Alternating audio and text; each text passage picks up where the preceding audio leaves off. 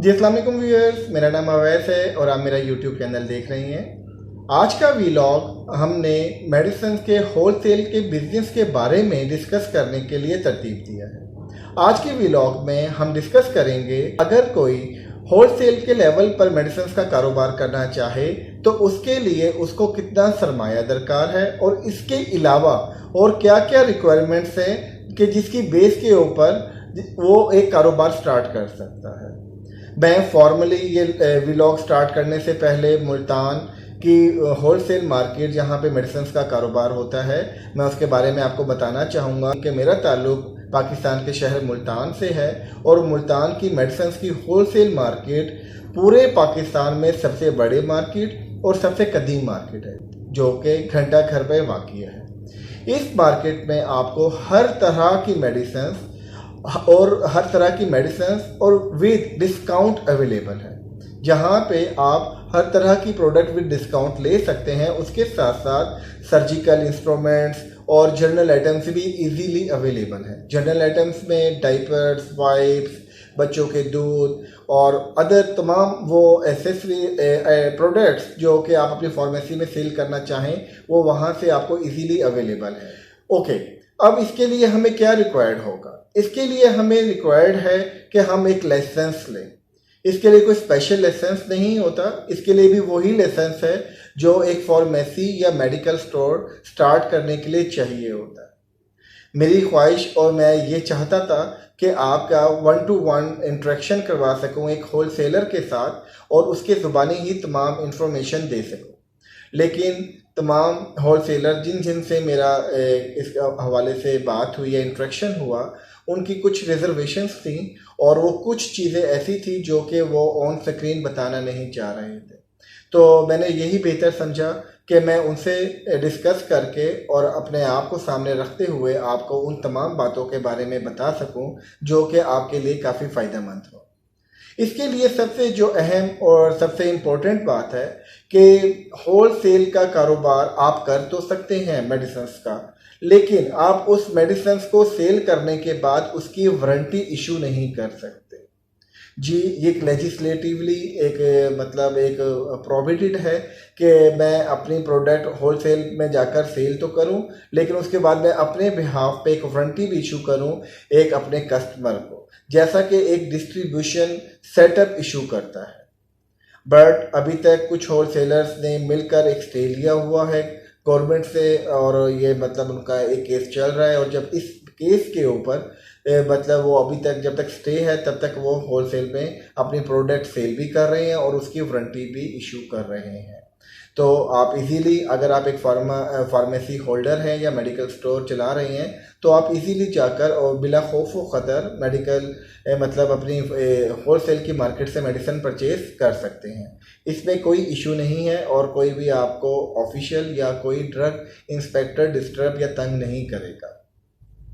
Okay, अब हम ये एक सवाल हम कहते हैं कि हमारे ध्यान में आता है कि जी हम सीधी तरह हम एक डिस्ट्रीब्यूशन से ही क्यों ना अपनी मेडिसिन ले लें, हमें क्या ज़रूरत है कि हम होलसेल मार्केट में जाए वहाँ से मेडिसिन परचेज करें।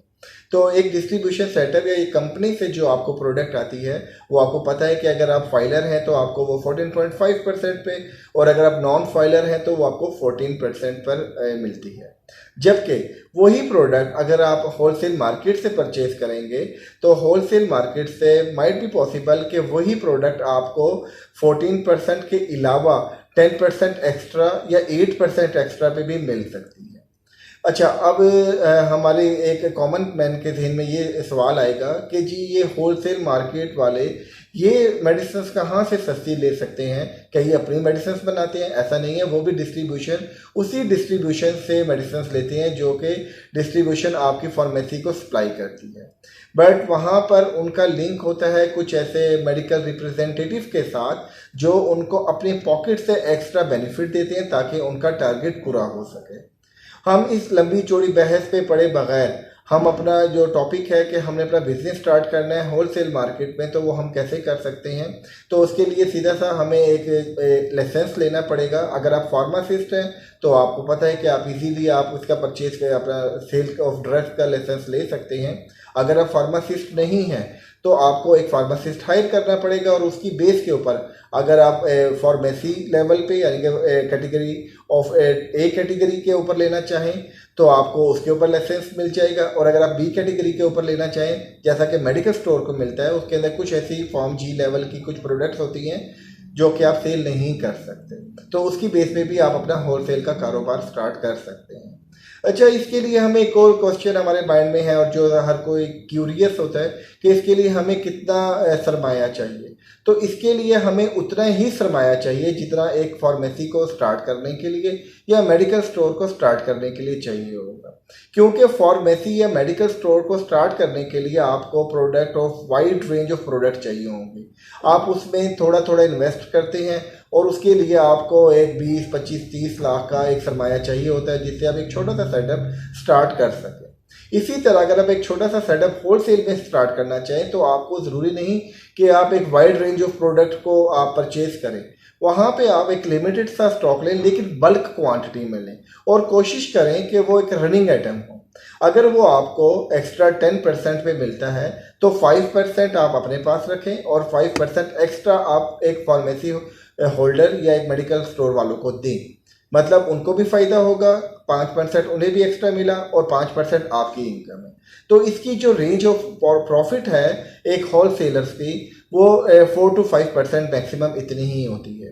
अगर आप 1 लाख रुपए एक दिन की सेल कर रहे हैं तो आपको जो आपकी सेविंग है वो आपकी 5,000 से 4,000 रुपये होगी। 1 लाख रुपए सेल हर मतलब आपके लिए तो होगा कि जी ये तो 1 लाख रुपए सेल पे सिर्फ 4-5 हज़ार रुपये बचा है, तो ऐसा नहीं।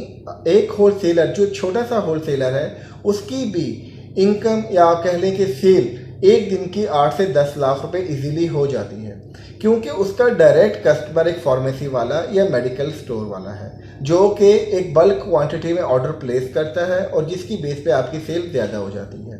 और मैं तो ये कहूँगा अगर एक बेनिफिट देखा जाए तो सबसे बड़ा बेनिफिट होलसेल का ये है कि आपके इर्द गिर्द अगर देखा जाए आजकल बहुत ज़्यादा फार्मेसीज या मेडिकल स्टोर्स खुल रहे हैं। तो फार्मेसी और मेडिकल स्टोर खुलने की वजह से सबसे बड़ा इफेक्ट हो रहा है आपका एक रिटेलर जो कि मतलब एक फार्मेसी खोलकर बैठा हुआ है, क्योंकि आपके पास वही 50 से 60 हज़ार आपका कस्टमर है जो कि अब डिवाइड होना शुरू हो गया। लेकिन मार्केट में जितनी भी फार्मेसीज या मेडिकल स्टोर्स खुलेंगे उसमें अल्टीमेट बेनिफिट है होलसेलर का कि उसने स्पेसिफिकली जाकर उधर से ही परचेज करनी है, जहां से एक पहले फार्मेसी वाला परचेज कर रहा था तो अब 2 फार्मेसीज हो गई हैं, तो जाहिर सी बात है उन दोनों ने जाकर उसी होलसेलर से अपनी मेडिसिन परचेज करनी है। तो उसको आप ये कह सकते हैं कि जितनी मर्जी फार्मेसीज खुल जाए मार्केट में उससे आपका होलसेलर इफेक्ट नहीं होता। इसके अलावा एक सेकंड बेनिफिट मेरी नज़र में जो सबसे ज़्यादा है कि उसके लिए बहुत लिमिटेड सा टाइम है कि आपने सुबह 10 बजे मार्केट ने अगर स्टार्ट होना है, आप 10 बजे के शॉप खोलें और वो मैक्सिमम 7 से 8 बजे तक वो मार्केट क्लोज हो जाती है। मेडिकल स्टोर या फार्मेसी की तरह नहीं कि आपने 24 आवर्स बैठना है या फिर आपने कम से कम 20 घंटे के लिए खोलनी है या आपने 18 घंटे के लिए खोलनी है, जैसे कि तमाम फार्मेसीज या मेडिकल स्टोर्स खुलते हैं। तो आप कम टाइम में आप एक ज़्यादा अर्निंग कर सकते हैं। इसके अलावा अगर आपकी कोई भी क्यूरी हो होलसेल मार्केट के हवाले से तो आप मैसेज कर सकते हैं। इंशाल्लाह ताला मैं ट्राई करूँगा, कोशिश करूँगा कि मैं आपकी तमाम क्यूरीज़ को रिस्पॉन्ड कर सकूँ। Thank you very much. अल्लाह हाफिज़।